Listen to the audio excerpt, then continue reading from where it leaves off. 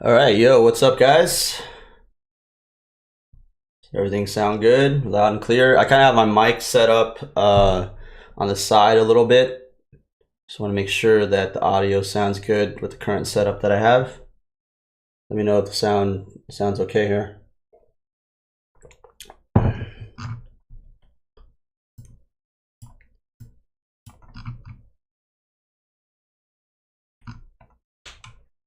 Perfect.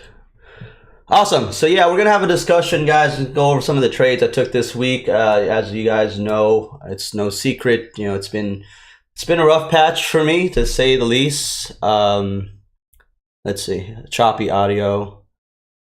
How's the audio for most of you guys? Is it okay? Is it good? Not good? I haven't done this in a while, so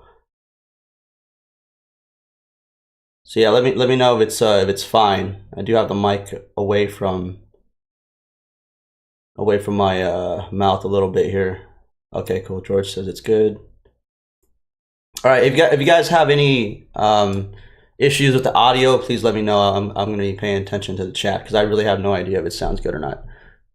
But yeah, glad to be back on. It's been a minute. You know, that's been a while since I made a video. But to be frank, the reason why I haven't been doing this is because I've been trying to figure shit out. You know what I'm saying? Like, it's not a surprise, not a secret. You know, it's been really rough for me for like two years now, over 2 years. So yeah, it's not a secret. I'm not hiding that. You guys know I've been fully transparent. I pride myself in being fully transparent. I've been posting P&Ls every single day since like over a decade ago.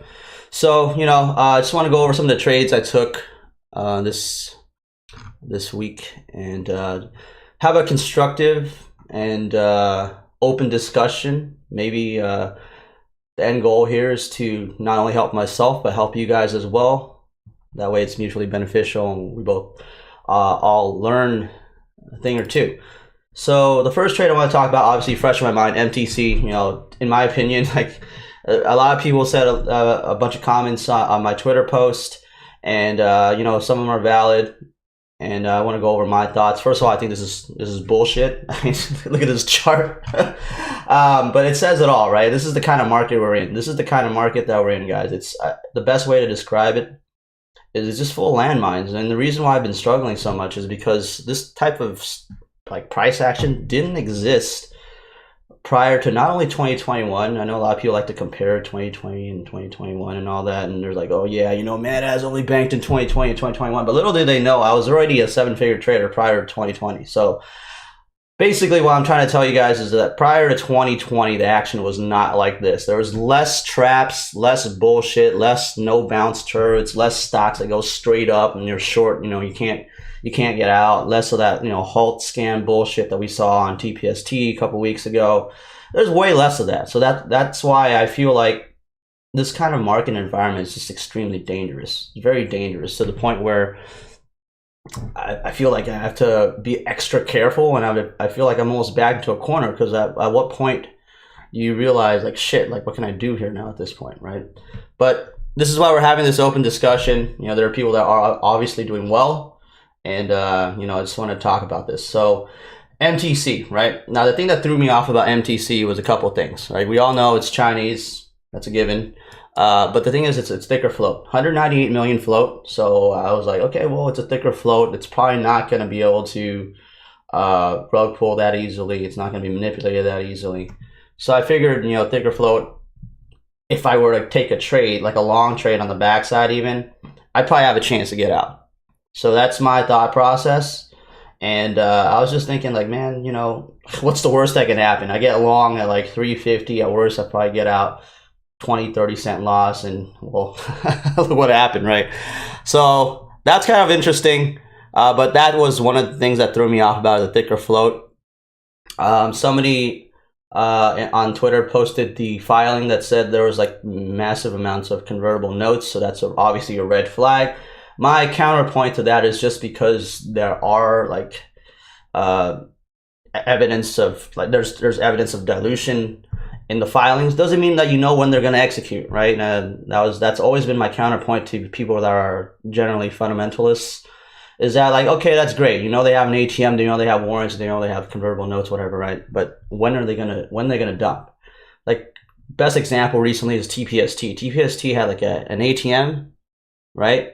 And then look what it did, right? They ripped it to over the baby shelf, and they got the price that they wanted, the close that they wanted, and then you would think that the stock's probably going to tank or whatever, and then it made a second run back to $9. So just because the stock has an ATM, just because it has dilution, just because it has warrants, whatever you want to call it, it doesn't mean that it's going to do exactly what you think it's going to do at the time you think it's going to happen. So that's always been my point of contention to that. So let's see, JB52 saying it wasn't a thicker float. Dilution tracker and FinViz include the offering float. Oh, okay. Oh, god damn it. Okay, well that's the case. That explains a lot. Yeah. So I've noticed recently the float information has been more and more incorrect.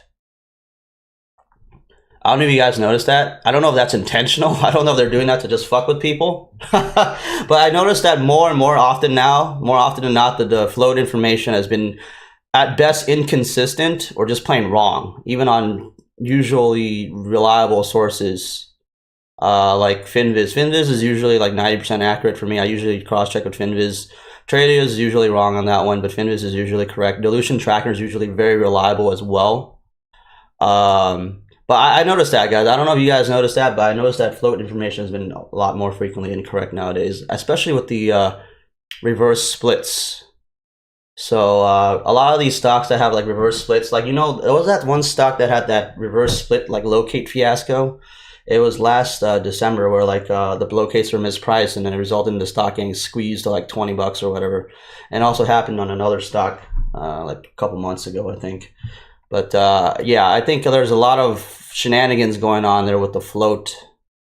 The misinformation out there with the float. I think they're fucking with that. I think that's just another manipulation tactic. But anyways, that's bullshit. But that makes sense. If it's actually 6 million, that sounds more right and appropriate for what the price action ended up being.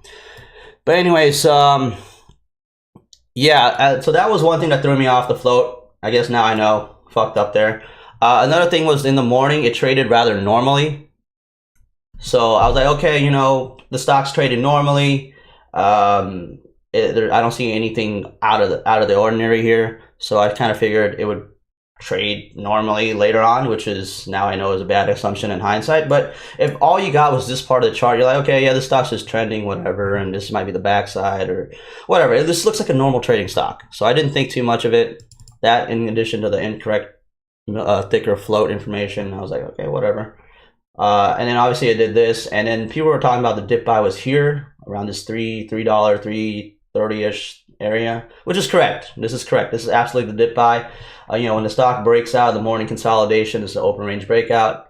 You got to pull back here. Got pretty close to that previous high. So yeah, this is a valid dip buy. I didn't take this trade because a lot of people kept asking me, why did you take this trade? This is because I was watching Tesla. Tesla was dumping toward the bounce spot, and I was really watching Tesla for the bounce. And ironically, because now I got stuck in this trade, I ended up mismanaging my Tesla trade, and I lost money on that too, which is pretty shitty.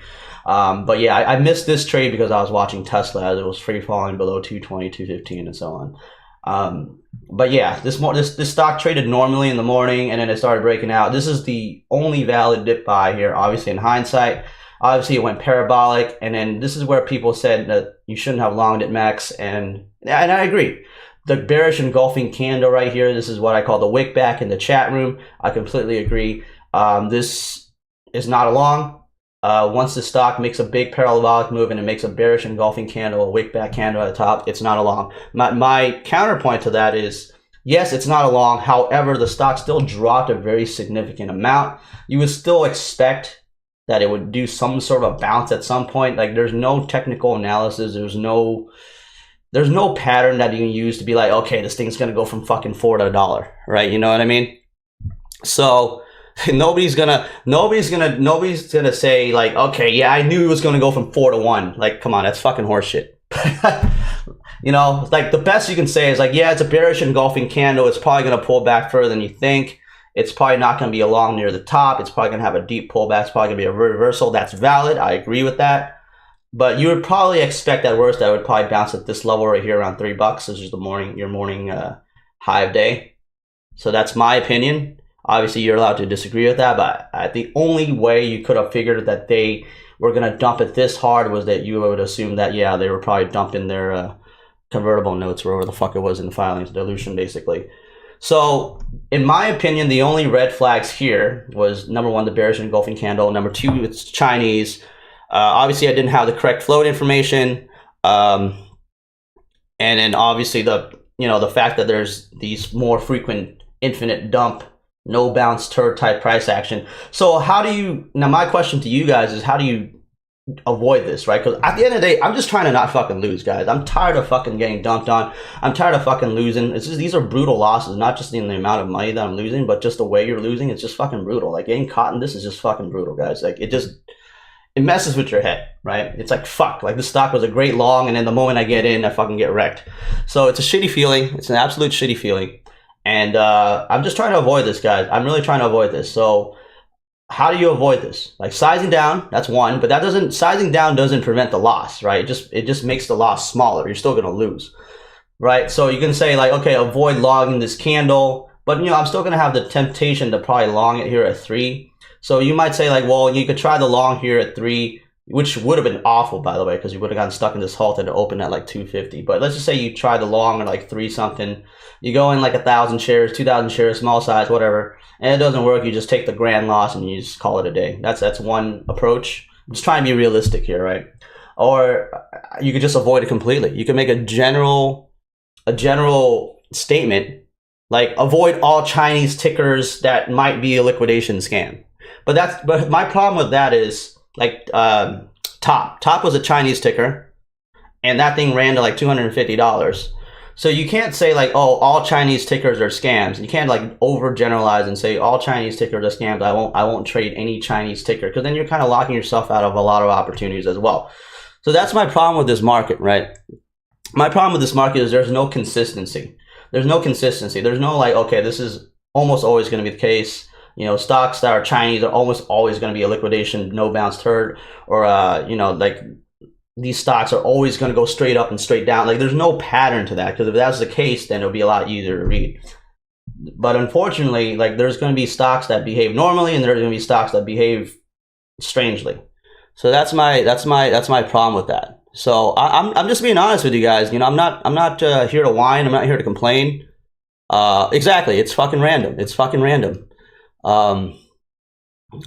Yeah, so VSME, we got a comment here on VSME. So here's my comparison of VSME, right? I avoided VSME, thankfully, but here's my comparison of VSME, guys. The difference between VSME and MTC, in my opinion, right? My humble opinion here, is that VSME was pretty fucking obvious. They fucking did it straight out the open. It went straight up and straight down.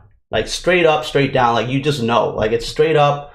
They made no attempts to hide this. It was a straight scam from the get-go. They pumped it up, waited for the fucking volume and liquidity, and just dumped it on everyone, right? They did this little micro shelf kind of thing and just rug pulled it. So this was an obvious, like, Chinese liquidation scam for me, in my opinion. But on MTC, they kind of, like, waited a little bit. Also, the fact that there were, like, no locates on MTC kind of, like, threw me off as well. But MTC traded normally in the morning, guys. If you ignore that part of the chart, you're going to be like, okay, this is just a normal trading stock, like, whatever. I don't see anything odd or sketchy about it. But then the moment it started doing this, it's like, well, what the fuck's going on now, right? So that's what I'm trying to get at, guys, is I'm trying to explain that there's a difference between why I was able to recognize VSME and those other Chinese no bounce turds, but why I got caught in MTC is because, like I said, look, it traded normally in the morning. It seemingly had a thicker float. Now I know it looks like it didn't. And then next thing you know, they just pulled the scam out of left field midday at like, what was this, like 11:30, right? So let's see what we got here. Let's look at some comments. Nick saying, you're explaining why you don't have an edge anymore, why you think you're going to start magically working out. You're right, man. You're right. Like I said, I'm being very open about this. Like, one of the misconceptions about me is that, like, I have an ego or I'm stubborn or whatever. I'm being very open about this, guys. The reason why I react certain ways to certain comments on Twitter is because people don't give any constructive, like, feedback. People just always say, like, bro, like, you should have, like, managed your risk better. Like, what the fuck does that mean, dude? Like, like, how, right? The only way I go about it is, like, you just got size down But again, sizing down and having like max losses and stuff like that, that doesn't prevent the loss, right? You're still going to lose. You're just going to lose less. I'm just trying to figure out how to like completely avoid this altogether. And like I said, right now, if you're going to make a generalization of, avoid all Chinese tickers, right? Because they're probably going to do this. Well, not all Chinese tickers are going to do this. So how do you avoid that? You know what I mean? That's what I'm saying. So avoid zombie hours, midday shenanigans. I mean, some of these moves, like for example, TPST. I think TPST is a good example. So TPST, a little bit niche, because what happened with TPST was, first of all, it was on the 15-cent halt band bullshit, and secondly, it was like the first play in like 2 weeks that had locates. If you guys recall correctly, there was like a 2-week stretch where there was like hard to get locates on anything. So like they probably played like some 4D chess. I said this to the guys in my chat room. I said they were probably playing some sort of 4D chess, like long-term mental mindfuck kind of game to people by just not offering locates on anything. And then the next thing you know, they offered like mass cheap locates on TPST, and look what happened to it, right? It's just fucking hilarious. But TPST, look what happened here, right? If you look at just this part of the chart, right? Like it's pulling back. It's 11 o'clock. I mean, they could have no bounce turtled this there, but they held on, ripped it more, held on, ripped it over. And to be completely frank, with TPST, with the 15-cent halt bands, it definitely was bound to go further than you think, because people couldn't get out, right? Like anytime the stock halted up, people couldn't get out. I mean, look at the volume of some of these candles. You can tell people couldn't get out. So that was the thing with TPST. It was just bound to go further than you think. But the bottom line is, like, you can't generalize and say like, oh, avoid zombie hours, avoid afternoons, or avoid all Chinese tickers, or avoid, you can't generalize like that. My real question to you guys is, like, you got to figure out which plays are worth playing and which plays are not. Because I feel like if you're going to play, you're eventually going to get caught in something stupid, right? Or if you completely are risk averse, if you take no trades at all and avoid all scammy tickers, then you're not going to make shit either. So that's my like catch-22. That's my catch-22 to you guys, right? You either don't take any trades at all, and then you won't lose any money because you're not taking any trades, or you try to figure out what's what, but eventually you're going to get caught. You're going to navigate a field full of landmines. You're going to eventually step on one. That's how I feel like, guys. That's how I fucking feel like, guys. I don't know. Look, I can't be the only one that feels that way. I cannot be the only one that fucking feels that way. I'm tired of being the only one that feels like a dumbass here. But yeah, like I'm just trying to figure out what to do. Like I could do all these preventive measures, small size and all that shit. Take only good set. What's a good setup? What's a good setup? Hey, what's a fucking good setup, man? That's my question. What's a good setup? It's just so arbitrary, right?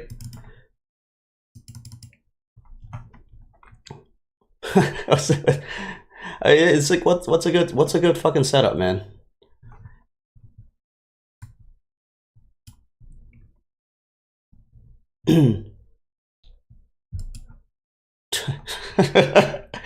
Oh man, look at that.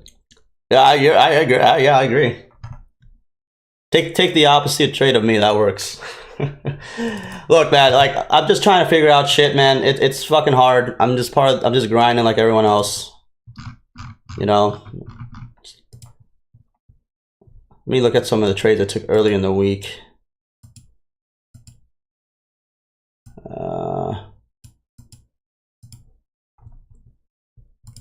The good setup is the good setup is the one that you didn't take, and then you assume that the next one is going to be the one, and then you take that one. That one ends up being the bullshit one. That's always how it is.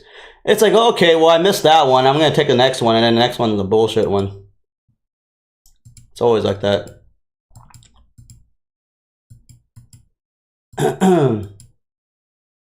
All right, so I want to go over a couple trades I took earlier in the week on other stocks, and I also want to go over some large cap stuff, because a lot of people like to say, well, you trade large caps, bro. Okay, we're going to talk about that as well.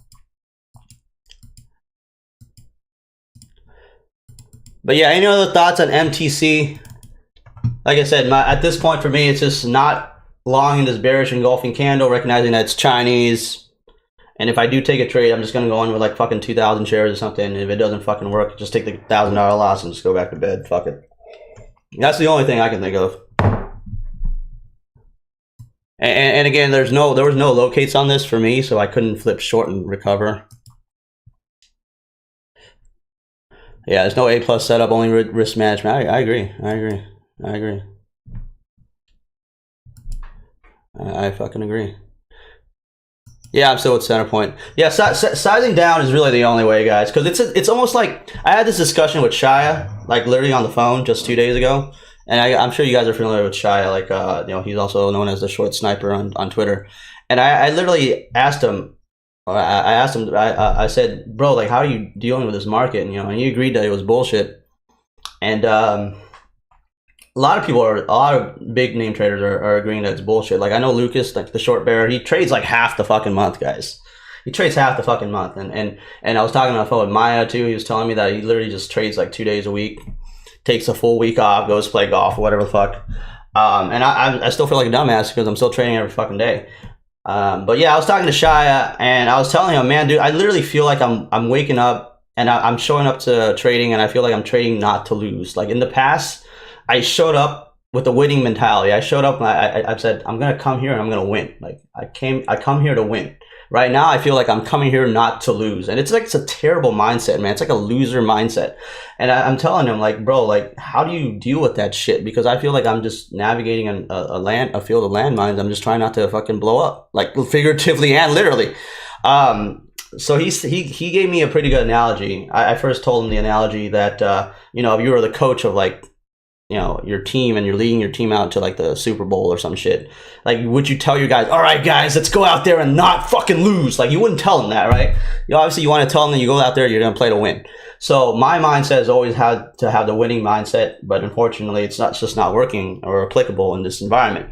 Now, with what Shia told me is that he literally said, bro, like, you got to treat this market like it's a war zone and you're on the front lines, and that you're basically trying to not get killed. And if you can come home, even if you're wounded, if you come home, it's a fucking win. And I was like, okay, yeah, that makes a lot of fucking sense. Like I agree with that. I don't know if anyone else feels that way, but that's how I feel, guys. That's pretty much how I feel now. I literally feel like I'm stepping into the front lines of fucking war zone, and I'm just trying to not get killed. Probably gonna get shot, probably gonna get hurt, lose an arm or two. But I feel like the end goal is to not get killed. And getting shot, the equivalent of getting shot here would be like taking like a small size trade on a stock like MTC, and if it doesn't work, take the fucking loss and just go home. That's how I feel.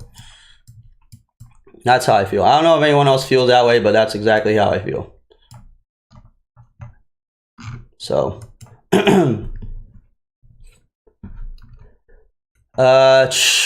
did Shia take 2? I don't know. I mean, he took at least a month off. Let's see.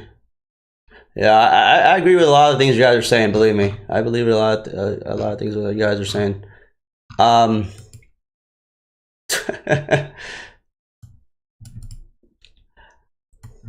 So let's see. Yeah, the stuff between me and Lance, we're gonna keep that private until we agree on certain things. We started the conversation. Like I said, he seems like a nice guy. The reason why I agreed to do what he offered is tentatively, you know, nothing's set in stone yet, but he's a nice guy. You know, I've had positive interactions with him. He hasn't been like a know-it-all or like very condescending toward me, and I respect what he has to say. So, but that's between me and him.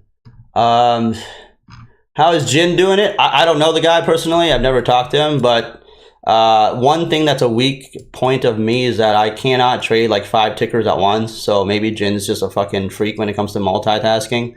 Like for me, if I'm trading more than like 3 tickers at a time, I start like fumbling orders and shit. And you know, if I'm getting skipped up on like 3 stocks at the same time, like I'm not gonna be able to stop out on all 3. So that's just me. So I'd rather just focus on 1 or 2 tickers. But I agree though, if you with the liquidity situation, if you can spread your buying power across like multiple tickers, you're probably better off. But yeah, that's just something I'm naturally not good at. But yeah, I mean, if Jin's a freak when it comes to multitasking, more power to him. I do notice that. Yeah, he trades like 5 tickers at the same time. I don't know how he fucking does it, but that's him. Yeah, Kyle, I have a hard like max loss now. I don't use hard stops because, like I said, it's in the past I've had issues where, because a stop order is just a market order, right? So if it turns into a market, if you use a stop, like a hard stop, actual stop order, it turns into a market order. And I don't want to get like adverse fills. And I've had an issue in the past where like my stop order got stuck, and I basically got fucked because of it. So as a result, I don't really do that anymore. But I do have a hard stop now, a hard max loss stop. Fuck it, you know. Let's see. Yeah, so my problem with like entering, you know, like, because a lot of people are saying the Lance thing, right, the right side of the V. And my point of contention with that, especially on small caps, is by the time that happens, like the stock has already skipped up so much that like I'm not going to chase it. Like if the stock like breaks out and skips up like $1, I'm not going to chase it $1 up, man. Like it's just, I'm not doing that shit. But that's more valid maybe on large caps, but it's less valid on small caps, I think. Because in small caps, like if you're giving up like 50 cents or something like that, that's way too much. On like a $5 stock, that's like 10%. But yeah, I want to talk about some of these other trades. If there's no more comments about MTC or like how you guys would trade it, other than the stuff that I said. Again, I'm trying to make this mutually beneficial. I want to make sure that people are also benefiting from this and learning as well. So far, like I said, you know, just red flags if it's Chinese, red flag if it's like thinner float, red flags if it has, you know, liquidation potential in the filings, dilution, whatever. Red flag if it makes a bearish engulfing candle, and don't do size. That's all I got. So, yeah, I don't know if anyone else wants to add anything to that. Again, I'm just trying to make sure this is helpful to people. All right. So no more comments on MTC. We'll move on. So we're going to look at some of the trades it took early in the week. I had a really fucking shitty Monday. Got chopped up on MNTS and TPST.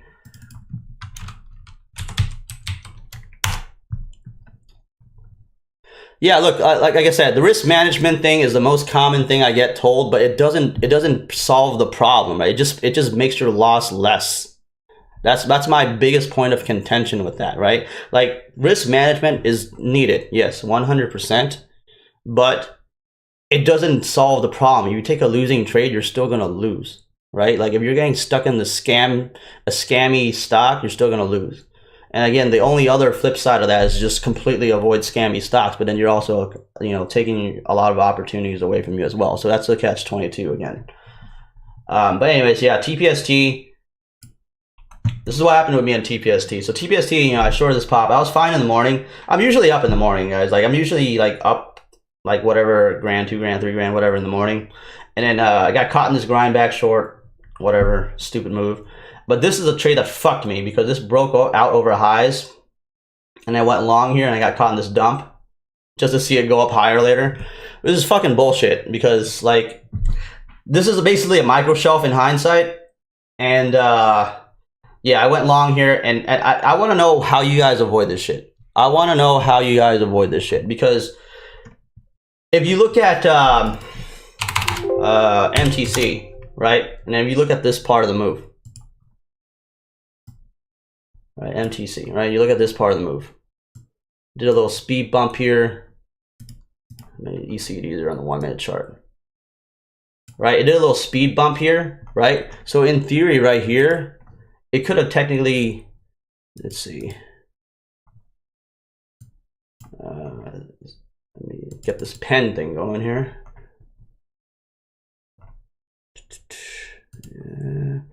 Can't get my pen to work.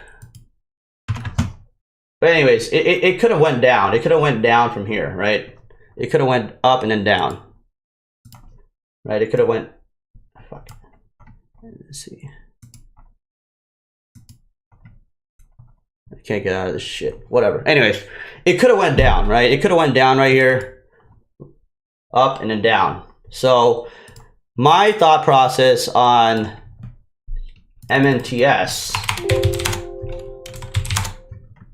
was that I thought it could have broken out to highs because it did kind of a similar setup in a way. Let's see if I can get back to it. Where are we here? There we go.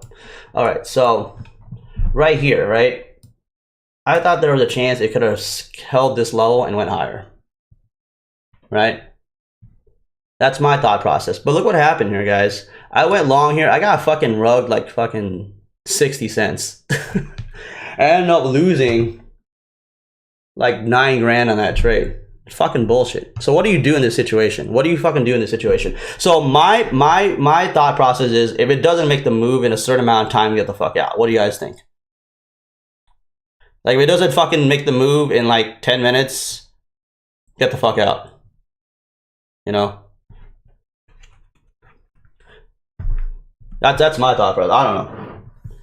Like, because if it's gonna continue higher, it would have made the move in a reasonable amount of time. Why are you midday chasing? That's dog shit. Because you don't know it's gonna go higher, bro. It could have went higher. How do you know it's not gonna go higher? How do you know it's not gonna go higher?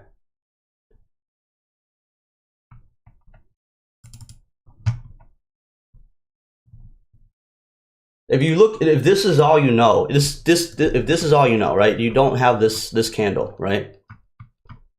I probably bought like right here or some shit, right? If this is all you have, like, there's a total argument that it could have went higher. Right? Why not? I mean, it went higher later. so there you go. Right.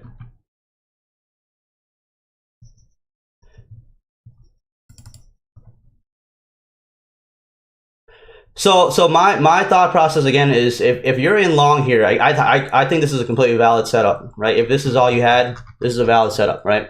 If you're long here and you're thinking it's going to break higher, it just broke out in the morning. This is the same thing, guys, as MTC, open range breakout, right? Open range breakout, good volume, open range breakout, right? So I think if the move doesn't happen in a certain amount of time, just get the fuck out. That's it. And yeah, another one is buy small and add to the winner. That's another way around it. But basically, you see how this market, it takes away your ability to have conviction. Because in the past, I'd be able to comfortably buy this shit with like 10,000 shares and make like 10 grand on this trade. You get what I'm saying? Like in the past, I'd be like, yeah, this is a fucking open range breakout. This is a washout long. This is going to fucking $6-7. Like, no question about it. Like a 90% chance it's going to do that. But now in this current market, you don't know if they're going to use this as liquidity and just dump it on you. And that just fucks it up. It just completely fucks it up. Because now it's like, fuck, now what I do? It's like, now I have to go in 1,000 shares, get a feeler. If it works, then I might miss the good entry. It's going to go higher. And then by then I'm only in small and I can only take a small win. Or if you like overcommit, you run the risk of getting fucking rug pulled like me. Right? So that's the fucking problem with this, guys, is that this market, it makes everything feel like it's 50-50, right? In the past, this would have been a no-brainer long. It would have kept going. But now it's like, fuck, I don't know if I'm going to get dumped on. What the fuck am I supposed to do? And then the flip side of this argument is like, oh, why don't you go short, bro? Why don't you go short? I mean, how many times have you went short on this, it went higher too? Like, you don't know. Like, if this is all you have, you don't know. You don't know if it's going to go higher or it's going to go lower. You just don't. Yeah, exactly. There's no fucking following through.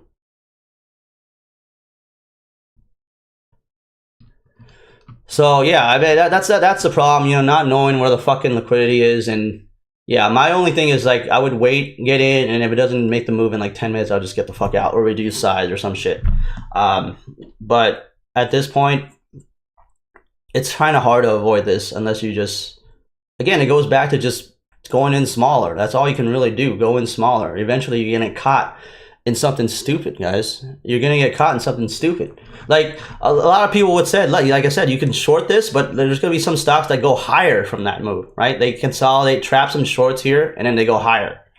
So there's no consistency in the patterns, guys. There's no consistency in the patterns, and this is my problem. This is my problem, right? There's no, okay, well, this is going to be a micro shelf, it's going to be a short. They're going to take the liquidity and they're going to dump it. Or like a lot of times it's like, okay, we are going to assume it's a short. Well, they end up trapping the shorts here and they end up ripping it higher.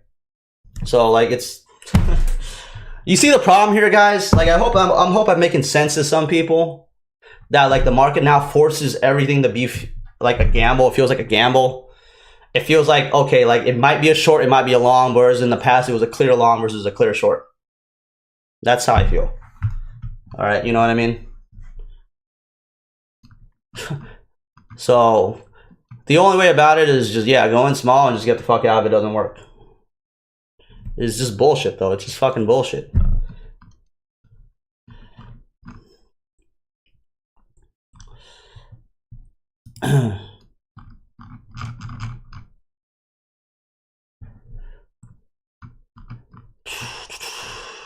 Just going through some of the chat here.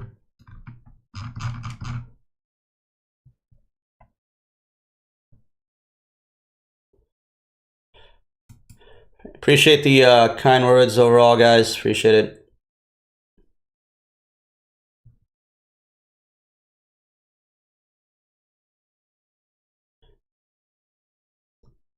I think because of the uncertainty in a lot of these moves, like you can't tell which move is gonna have follow through and which moves aren't. It's just impossible to really comfortably take sides in anything anymore. It's impossible. Yeah, market makers and algos have drastically improved. I completely agree. They got way more sophisticated. And guys, you know why they're doing that? It's because there's no fucking liquidity, right? There's no fucking liquidity. So they got to scam people so much more to get the liquidity out of people. And also on top of that, more people are short now than ever, I feel like. I'm genuinely curious if I took a survey of how many people in retail are short versus long. I wonder what that number is. I think it's probably got to be like a ridiculously high number of people that are short now. You can just kind of tell because all of the liquidity comes from short coverings. You know, they take out all the shorts, and that's why it has a no bounce turn, because there's nobody out and there's nobody left. There's nobody left.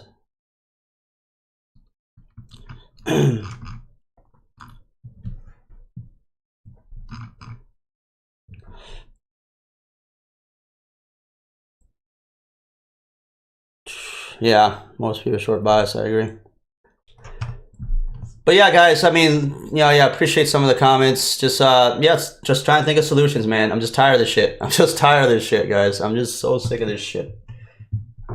I think the best I can do is, like I said, just put the max loss on, size down, and then if I get stuck in bullshit, I end up losing like a grand, not fucking 10. That's all I can really do. Because overall, my win rate is still like 90%, guys. Believe it or not, my win rate is still 90%. So, like, when the push comes to the shove, if I can mitigate my losses, it'll be fine. On paper, at least. On paper.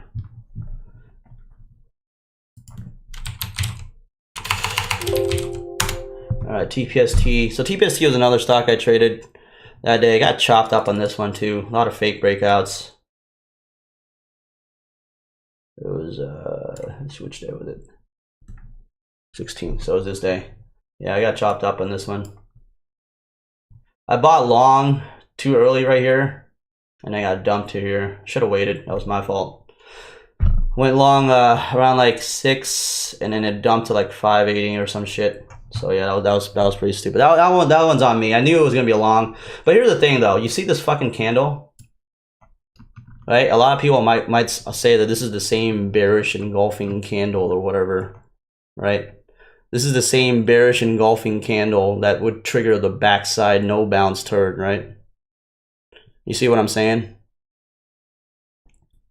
So like a lot of people be like, oh, well, you know what? You shouldn't be long in this, bro. You shouldn't be long in this, bro. It's a fucking short, bro. And look what happened, right? It fucking ended up ripping back to more highs. So you see how there's no consistency in the patterns, yeah? Right? If you looked at this, it looked like a bearish engulfing fucking dump whatever bullshit. And the next thing you know is back to no highs. Yeah, a good point with the volume. I agree with the volume. Yeah, I agree. Yeah. Big volume on a big red candle. I would agree. I would agree. And I do have larger time frames on my other charts, guys. If you guys look at my setup, I got like 3 charts per ticker. And I usually have a larger time frame, usually like a 5. I have a 5 in the morning. That's why I have it on 5 right now. And then progressively throughout the day, I switch it to more like a bigger time frame. And if it's a multi-day runner, you know, obviously bigger time frames are more important. You want to have like an hourly chart, daily chart, whatever you want. So you can see the bigger picture of the multi-day run. But yeah, no, I do have multiple time frames out on my platform, so I do check that. But yeah, I got chopped up this day. This is my worst trade. I took a long right here and lost like fucking 5 figures on it. Stupid. I didn't lose that much on the short though. But yeah, my biggest losses that day was the long right here, and then the MNTS, fucking, what was it? Yeah, the MNTS long right here, and then the grind short in the morning when I tried to short the pops. I should have stopped out right here and stopped trying to do it. These get me, like the post 10:30 bullshit, like, you know, the zombie hour bullshit, as you guys would probably call it. No, I didn't trade WHLR yesterday. I hit my max loss for the day, and I was like, fuck this shit, I'm done. But I kind of figured it might be another liquidation scam. All right. Simple entry, if you're looking for a bounce, down, close candle, red candles followed by a gap.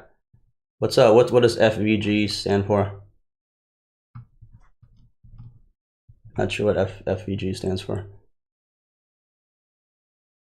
Seems like you've moved to LA. You've been not doing well. Not too much partying. Wrong, girl. No, it has nothing to do with. No, it has nothing to do with LA, bro. It has nothing to do with LA. Like me moving to LA didn't turn the market to shit. Right? If the market was still at least 2019 levels, we wouldn't be having this conversation right now. Has nothing to do with that shit. A lot of people like to jokingly say, like, bro, it's the Lambo, bro. Lambo brought you bad luck, bro. Or it's the mansion, bro. Like, no, dude, it has nothing to do with the fucking mansion. The mansion didn't fucking cause the market to turn to shit overnight. You know what I'm saying? Don't blame the Lambo, man. Don't blame the Lambo or the mansion or LA or that shit. I don't know, it has no, it's not my mindset, dude. I'm telling you, man, if the market was at least at 2019 levels, I'd be fine. The reason why it's so hard is because look at the bullshit that we're experiencing. Look at all these stocks. Like, you can't tell which one's gonna fucking be a no bands turd, which one's gonna be like the straight up no pullback when you're fucking stuck short. Like, you can't really tell. And the only way to protect yourself is by taking preventive measures like sizing down and having like max losses. That's just really it. But like I said, in reality, what does that do? That just basically makes you lose less, but you're still gonna lose. But on the flip side of that, like I told you guys, I still have a 90% win rate. So, you know, I still, at the end of the day, win more than I lose. So I think it's probably going to still work out if I do keep that max loss in check. Just take the fucking 90% wins and then get wrecked on the 10% of the trades. But with small size, I think I'll be fine. You know? So we'll see. Yeah. So, you know, I just nail my trades, you know, be up like whatever the fuck, $3,000, and then take a fucking bad long with 1,000 shares, get dumped on, lose $1,000, and call it a day. I mean, that's probably realistically all I can do, realistically, because I feel like no matter how I look at it, I'm gonna get caught into some stupid no bounce dump at some point. But max loss parameters are gonna protect me from, you know, blowing up. Same thing with like shorting on the front side or whatever, and getting caught in some skip up bullshit.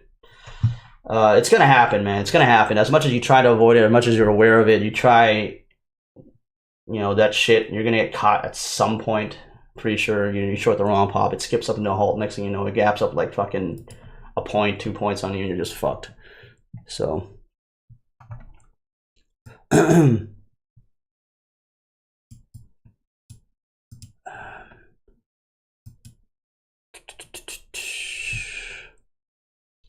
I really don't. I don't know. I have no idea what those other guys are doing. We'll see. I don't know. Look, I'm not discounting that there are some people that are doing well. There are some people that are doing well. I'm not discounting that, guys. I'm not using that as an excuse. I'm just talking about in reference to myself, right? I mean, I'm not going to be able to magically learn somebody else's system and become a 20 to 50K per day trader by overhauling my complete my system that I've been doing for 12 years. It's not that simple. You know what I mean? Like, I can't just like trade like the short bear overnight. It just doesn't work that way. I have to take it one step at a time and figure out what's wrong with what I'm doing first and go from there. So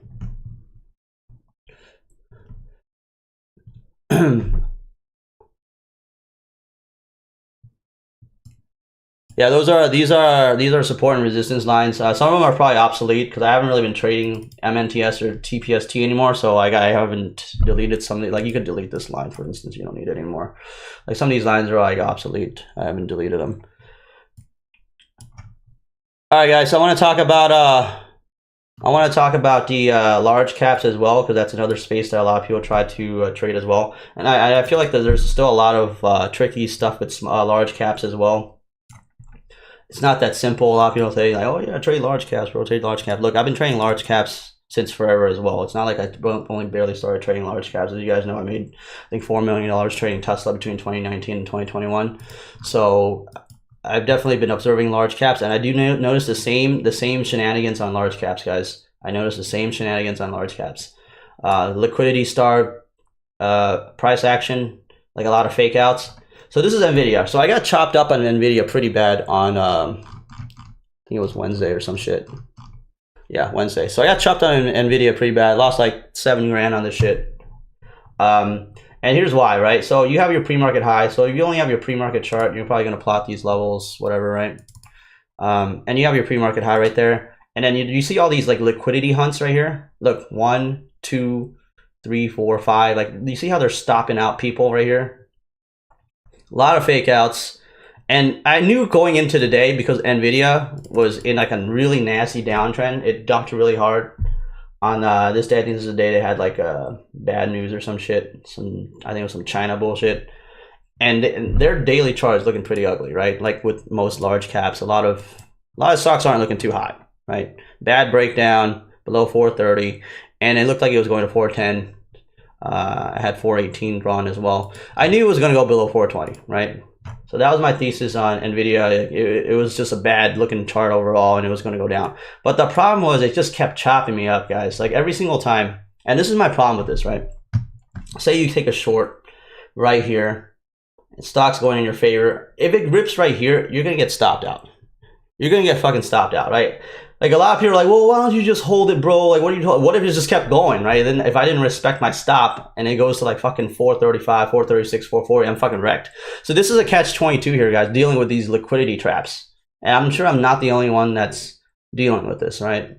So what happens is, what do you do in this situation? You know they're going to do this liquidity trap bullshit, and you're going to assume it's going to be you're going to try to call their bluff. You're going to be like, okay, it's a liquidity trap. It's going to go back down, bro. It's going to go back down, bro. And then what if it doesn't? What if it fucking doesn't? Right? And then you're going to get fucking wrecked. You get what I'm saying? So, like, what happened was I just kept trying this trade over and over again, and I just kept getting stopped out over and over again. So I got stopped out, tried again here. Oh yeah, it's going to go back down. That was a liquidity hunt. They got everyone out. They got everyone to cover. It's going to go back down. They do this shit again and again. And I just kept getting chopped up over and over again. It's like fucking noon at this point. It's 12:15. I'm like, fuck this shit, man. Like, I was done at this point. And it eventually did the move I wanted. You see, this is my problem, guys. Like, I see the same bullshit that I previously did not see on large caps too. Because previously in large caps, I mean, there's a reason why I made $4 million on Tesla so easily in like a couple of years. Because it didn't trade like this, guys. It didn't fucking do these fucking repeated liquidity hunts over and over and over again. Like, when you know that the stock is going to behave a certain way, it behaves in a way such that it's tradable. You see what I'm saying? So now, I mean, you got a lot of more options manipulation since GME bullshit. You got like options expiring daily now and shit. And they're doing a lot of stuff with the options. They're doing a lot of this liquidity hunt stuff. You see the stuff on SPY. You see the stuff on QQQ, Tesla. It doesn't fucking matter, right? You see the stuff everywhere, right?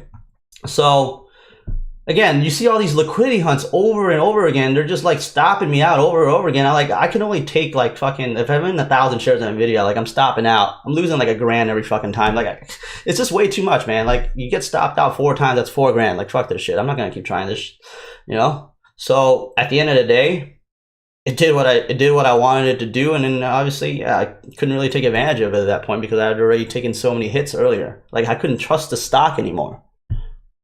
You get what I'm saying? So I couldn't trust the stock to not do any more fake outs after it faked me out like 4 or 5 a million times. So that's my problem with large caps, guys. It's not that simple for large caps either. So what's one way to deal with this? The way to deal with this is what? Size down. Like, if I was, instead of 1,000 shares, if I was in 100 shares, I don't give a fuck if the stock goes like 5 points against me, right? It goes back to small size. You see what I'm saying? Like, what do you do besides just sizing down? It feels like that's the only viable solution, right? Because if I'm in a fucking 1,000 shares, I'm losing $1,000 every single time I'm getting stopped out. If I'm in 100 shares, if it goes like 5 points against me, I don't give a fuck. Then I would have been able to stomach that little stop hunt kind of move, right? So I don't know, man. I don't know. What do you guys think? It's just, I don't know, man. It's tough, right? It's tough. And the morning is usually when I do better than the afternoon. So like, I kind of figured maybe we'll get the move in the fucking morning. The same shit, man. Same shit over and over again.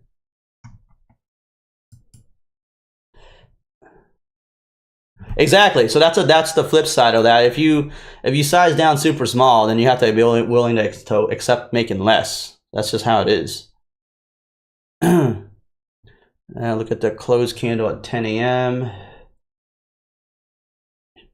When price gets to the top of red candle as a bounce area, works for the time. If you know nothing else, yeah. I mean, at the end of the day, it still ended up faking out and going back down though. Like the overall trend was still down. It just did this chop dance thing for the first like 4.5 hours of the day, and then it finally did the move in like the last fucking hour and a half.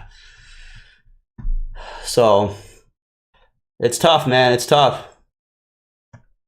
I'm just trying to make sense of this, guys. Like it's just really hard to have like conviction in things. At the end of the day, it's really hard to trust stuff if it's faking out so much. Even though I knew it was gonna go down, it was just so hard to trust it because it's just faked out so many times. I just couldn't trust it anymore. It's just, that's the problem, you know. So let's say we use a bigger time here. Let's say we pull up like a fucking 15-minute chart or something. Let's see. 15-minute chart. Okay, this is what the 15-minute chart looks like. It still looks like a bunch of wicks, right? I mean, it looks slightly cleaner. You can kind of see that they're liquidity hunting over its 430. That might help a little bit. Yeah, I guess it's possible.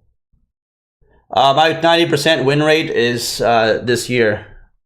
So I've been averaging 90% win rate very consistently throughout my career, even before COVID. It's just that obviously now my risk reward is skewed, so that's why I'm red. My risk reward is skewed now because of all these fake outs and just, you know, just getting skipped up and getting stuck in halts and all that bullshit. That just fucked everything up.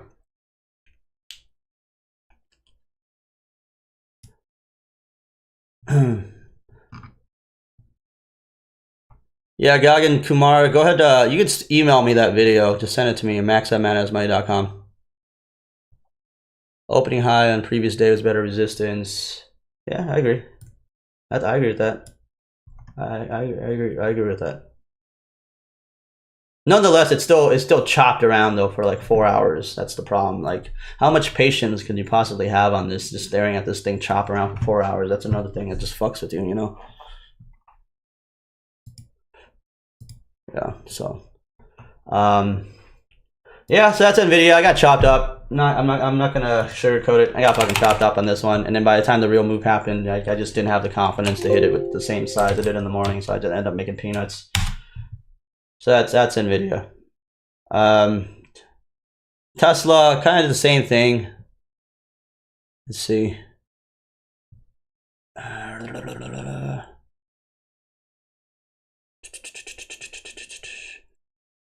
All right, so Tesla, kind of similar. Tesla on Friday, same concept, right? I knew it was going to go down. They had to do this stupid liquidity hunt right here to take everyone out. And another thing, guys, the reason why I didn't trade large caps so much this week overall is because there's so many fucking Fed speakers, man. What's the fucking deal with that? Anyone got a legit explanation with that? Am I the one that's going crazy? Are there just more Fed speakers now, or have I just never paid attention to it in the past because it didn't matter? Because it seems like there's always fucking Fed speakers every fucking day now, guys. Am I the only one that's losing my mind here? Am I crazy? Like, seriously, right? It just seems like they're talking every day, and it just like, I don't want to trade when Powell's talking, man. Like, every time I do that shit, I always lose. Like, look what SPY did when Powell was talking on Friday, guys. This is fucking bullshit, right? Sorry, you talked on Thursday. Look at this shit. What is this crap?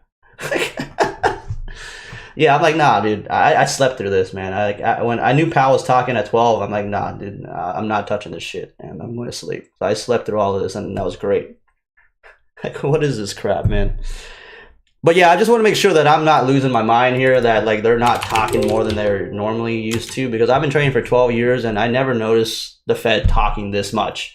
Or maybe, like I said, it's possible that they always talk that much and I just never noticed it. I don't fucking know. Whatever. Anyways, yeah, so Tesla did this stupid fake out here. It threw me off again. Same thing with the liquidity hunts. I'm just like a morning lows right here, and it just had to like take everyone out with this stupid green candle. Again, this is not what would have happened, you know, even in 2019. You know, they wouldn't have done this shit.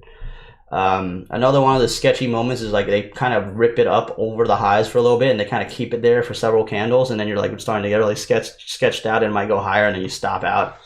At least before, when we had these liquidity hunts where it would go over the highs for a little bit, it would go up and go straight down. It doesn't really do that anymore. They do this like weird like stall kind of micro shellfish kind of thing, and they keep it up over the highs, and they keep it for like several candles, and then they sketch you out and they stop you out, and then after that the move happens. But before, it would do like the panic pop short kind of wick back thing that I'm used to. And that's another thing that kind of fucks with me, right? Because like if I'm in size on this trade and it starts like stalling over the highs for like 10 minutes, it's like, fuck, like what should I do? Right? Should I just keep holding it? Should I keep holding it? It's tough. It's tough, right? It's fucking tough. Fucking tough. You know what I mean? So in the past, if I was in this trade, it would go up, go straight back down, and be like, yeah, whatever. Liquidity hunt. They stopped everyone out in like 30 seconds, back down. Now they keep it up for like 5 minutes, 10 minutes. It's like, ah, shit. Is it gonna go up? I don't know. But anyway, so yeah, Tesla did this stupid like liquidity hunt candle. They did this in the morning as well. Same thing here. You see it, same bullshit, guys. Liquidity hunt over this high right here. I'm just so sick of this shit, man. So sick of this shit. And I get it, you know, some of them aren't as bad as you think.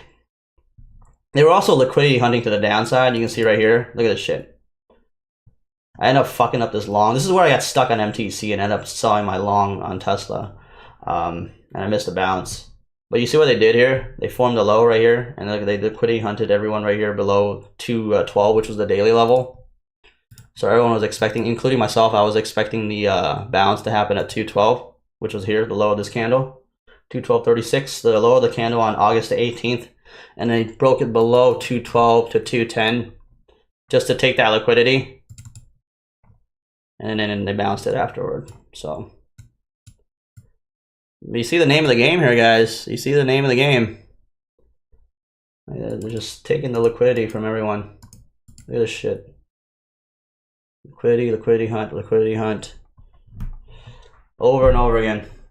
I would say, though, I would argue that, yeah, Tesla wasn't as bad as NVIDIA. NVIDIA was a little bit more blatant, in my opinion. With NVIDIA, they chopped it around for 4 hours. At least they gave this move on Tesla in the morning from 10 o'clock to 12 o'clock.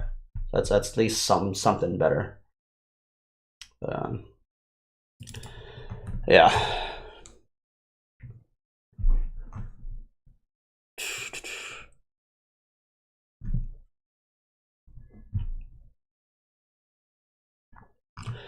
All right, guys. I don't know if there's anything else you guys want to add. Definitely, you know, definitely frustrated.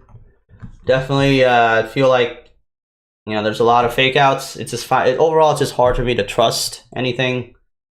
I just have a hard time like having high conviction in a stock, and my only way to survive is to size down and just have like max loss parameters. That's about it, you know, preventive measures. And that's the only solution, unless you guys have anything better. Like I said, if I traded this with 100 shares, I probably would have been fine. But again, it's 100 shares, right? Like, how much can I make? Yeah, this is going to be posted on my YouTube channel, so you guys can watch it.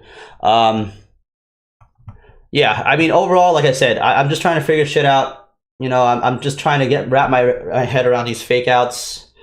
You know, again, it's not that simple. Like, it's easy to see after the fact, yeah, you know, this is a resistance or whatever, like it ended up going down. But in this moment, if you only had this candle to look at, right,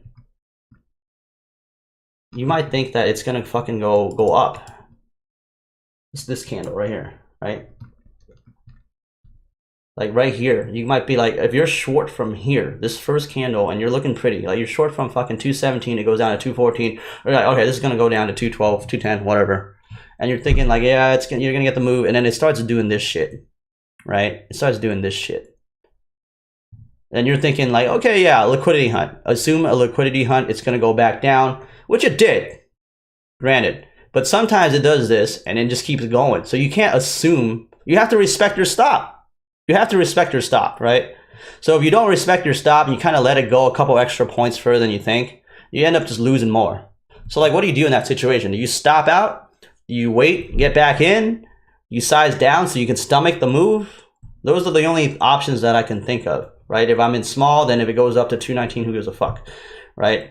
If I'm in big, then I'm probably going to be freaking out if it starts going 217, 218, 219, 220.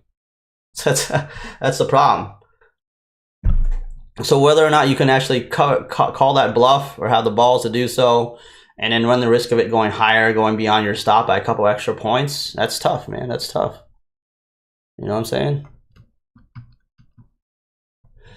So yeah, man. I hope what I'm saying is valid. You know, I don't think it's nonsense. I think what I'm seeing is there's a lot of fake outs. That's true. I think that's a fact. You know. I don't know if there's anything else you guys have to add to that. I'm sure I'm not the only one that's experiencing this shit. Again, I'm not here to whine or complain or bitch or anything like that. I'm just stating what I'm seeing. There's definitely more fake outs. There's a lot more liquidity hunting. There's a lot more sketchy moves, a lot more 50-50 type stuff. And it just makes it hard for me to go in with high conviction with size. That's all it really is. You know, that's the bottom line. It forces me to trade small. It forces me to have preventive measures like max loss parameters. It forces me to trade skittish, really. And I'm not a skittish person, guys. Like you saw how I traded on GME. I didn't give a fuck when I was down $2 million. I really do not. Like I don't care if I'm down like 10, 15, 20, 30, 50K on a day. I don't care. But if the market doesn't allow me the opportunities to make it back, that's where we have a problem. You know what I'm saying? So I'm forced to, like you guys always say, adapt or adjust or perish, right? And this is how I feel like. This is the way to adapt. Like I have to just go in small because I can't trust anything anymore. I just can't. Just can't trust anything anymore. But yeah, I don't know if there's anything else to add, guys. Don't want to keep you guys for too long. It's Saturday. Let's go out. Enjoy your weekend and come back to it Monday.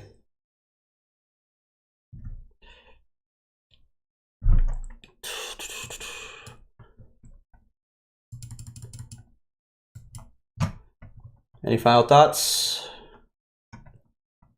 Going once, twice.